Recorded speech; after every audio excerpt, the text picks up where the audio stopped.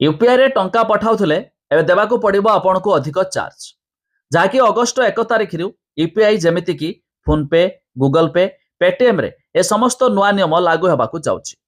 देखंतु Paytm Google पे phone पे व्यवहार कर पई बड़ खबर वीडियो रे जानिबा ता पूर्वरु लाइक करंतु सब्सक्राइब करना थिले एबे सब्सक्राइब करी पाखर थिबा घंटी चिन्ह को दबाई दियंतु।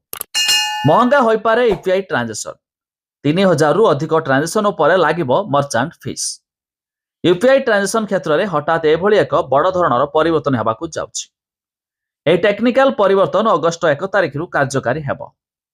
फाइनेंशियल एक्सप्रेस रे एक रिपोर्ट अनुसार नुआ नियम आनिबार उद्देश्य हेउछि यूपीआई सिस्टम उपरे चाप कमाइबा।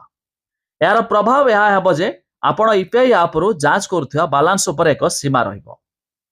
आपण सेट करिथिबा ऑटो पेमेंट रे मध्य परिवर्तन हेबो। रिपोर्ट अनुसार गत 2-3 मास मध्य अनेक थर यूपीआई पेमेंट बंद होइछि। कहुछि जे एप्रिल 12 तारिख रे 5 घंटा पर्यंत पेमेंट बंद रहिथिबा हेतु लोक माने बहु असुविधारे पड़िथिले।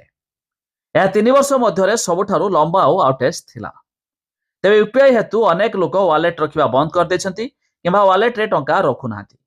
एहिपरि परिस्थिति रे यूपीआई बंद हेले लोक माने बहु असुविधारे पड़ंती। तेबे एही परिस्थितिर समाधान पई नियम रे परिवर्तन करायाउछि।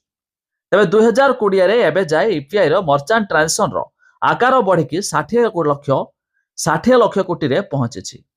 किंतु जनवरी 2020 रे लागू होइथिबा एमडीआर पॉलिसी कारणरू एही सेक्टर निवेश कम हेउछि।